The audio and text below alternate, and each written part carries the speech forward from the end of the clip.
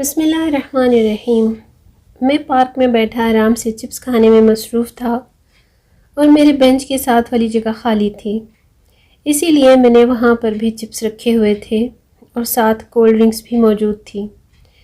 میرا cell phone میرے ہاتھ میں تھا اور میں وقفے وقفے سے اسے بھی استعمال کر رہا تھا اور کولڈ ڈرنک بھی ساتھ لے رہا تھا کہ اچانک سے وہ میرے نزدیک آ کر بیٹھ گئی۔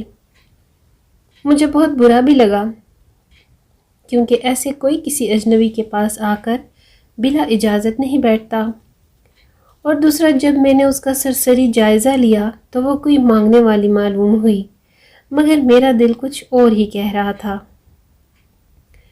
پھر اس کی دلچسپ حرکت نے تو میرا دھیان اس کی جانب کرا ہی دیا، تو میں نے گہری آنکھوں سے اس کے چہرے کی جانب دیکھا۔ ایک نہایت ہی خوبصورت مگر سادہ خد و خال سا اس کا چہرہ تھا۔ اس کی آنکھیں بڑی بڑی اور پلکیں بھی بڑی بڑی، اور ان میں سرما لگایا ہوا یا کاجل لگایا گیا تھا، کئی زمانے بیت چکے تھے۔ اس کے بال لمبے لمبے مگر ان میں کنگھی ہوئے کافی عرصہ بیت چکا تھا۔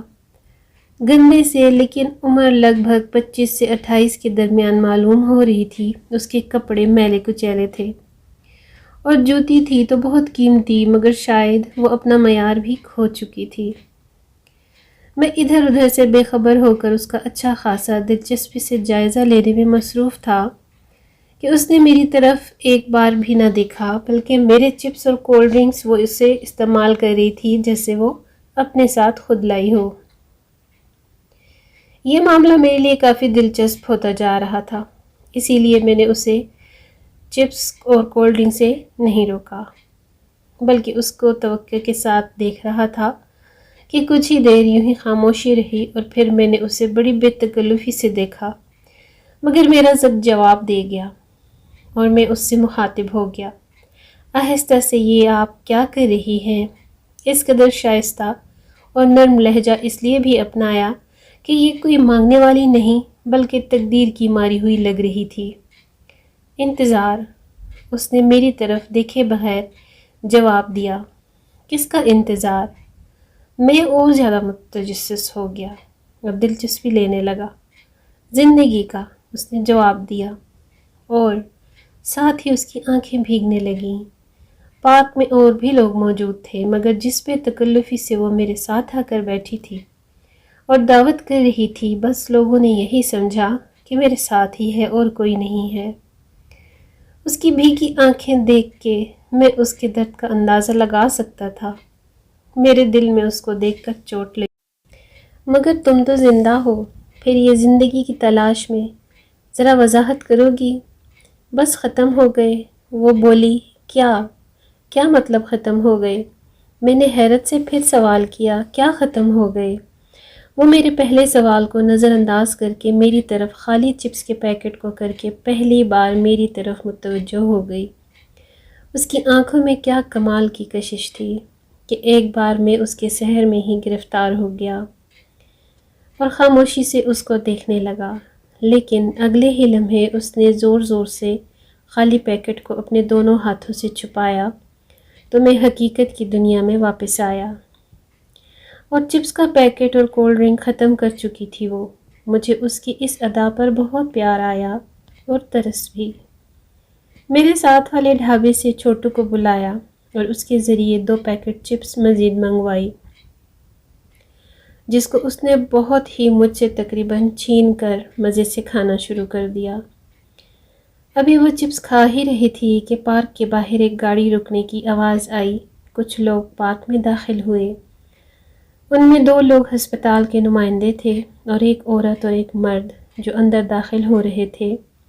ان کی نظریں ادھر ادھر کچھ تلاش کر رہی تھیں، شاید وہ کسی کو ڈھونڈ رہے تھے کہ اچانک ان میں سے ایک کی نظر ہمارے بینچ پر پڑی اور وہ سب خاموشی سے ہماری جانب چلے آئے۔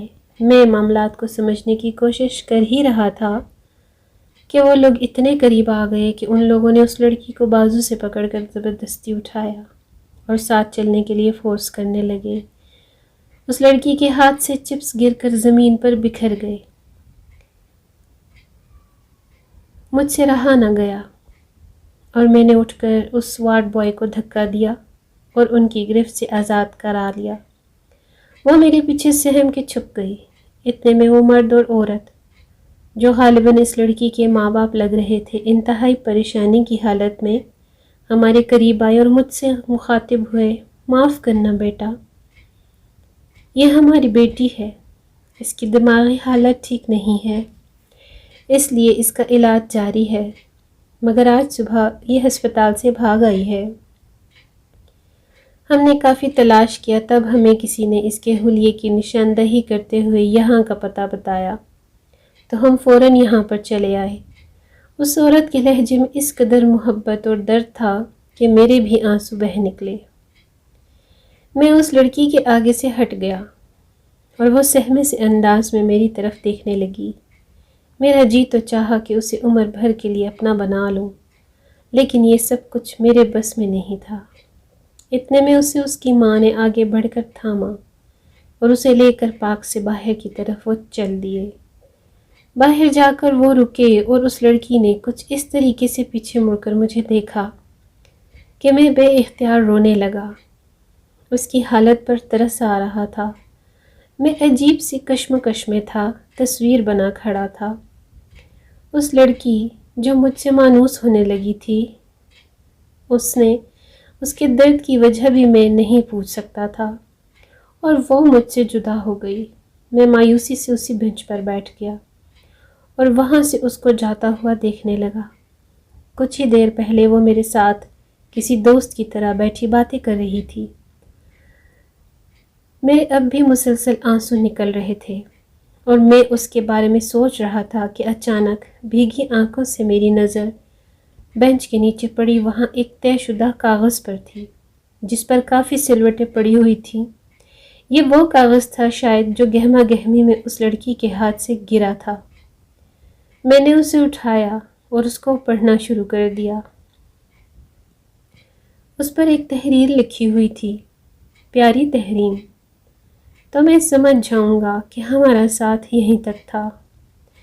ہاں، میں جانتا ہوں کہ میں نے شادی کا وعدہ کیا تھا، مگر میرے والد مجھے دبئی بھیج رہے ہیں۔ وہاں انہوں نے اپنے دوست کی بیٹی سے میرا رشتہ طے کر دیا ہے۔ دیکھو، میں آج شام کو ملے بنا ایئرپورٹ نکل جاؤں گا۔ دیکھو، تم میڈیکل کی ایک ذہین اسٹوڈنٹ ہو، بہت اچھا کیریئر آگے تمہارا بن سکتا ہے۔ تم اپنے کیریئر کو کبھی مت چھوڑنا۔ زندگی رہی تو پھر ملاقات ہوگی۔ تم سے محبت کی ہر داستان مجھے یاد رہے گی۔ تمہاری ایک دوست کے ہاتھ بڑی مشکل سے یہ خط تمہیں بھیج رہا ہوں۔ ادھر تم کو بہت دکھ ہوگا، دل بھی تمہارا ٹوٹے گا، میرا بھی ٹوٹے گا اور تمہارا بھی، مگر صبر کے سوا ہم کچھ بھی نہیں کر سکتے۔ ہمارے ہاتھ میں کچھ بھی نہیں رہا۔ الوداع تحریم، تمہارا اپنا سائم۔ تحریر پڑھ کر میں اپنے حواس کھو بیٹھا۔ وہ لڑکی یاد آنے لگی۔ میں نے سوچا کہ اس محبت کی جدائی نے اس سے اس کا کیریئر کیا چھینا، اس سے اس کی دماغی حالت اور اس کا حافظہ بھی چھین لیا ہے، اور وہ پاگلوں کی طرح اس کی راہ دیکھتی ہے، حالانکہ اسے پتہ ہے وہ اب نہیں آئے گا۔ محبت کتنی عجیب ہے، کسی کو سب کچھ مل جاتا ہے محبت میں، اور کسی کو محبت کے ہاتھوں میں اپنا سب کچھ ہارنا پڑتا ہے۔ میں آج بھی اس پارک میں ہمیشہ چپس اور کولڈ ڈرنک لے کر بیٹھتا ہوں کہ شاید وہ آ جائے اور مجھ سے چھین کر وہ چپس کھا جائے۔ نہ جانے وہ کہاں کھو گئی تھی، تتلی کی مانند، وہ پیاری سی، معصوم سی، بھولی بھالی لڑکی۔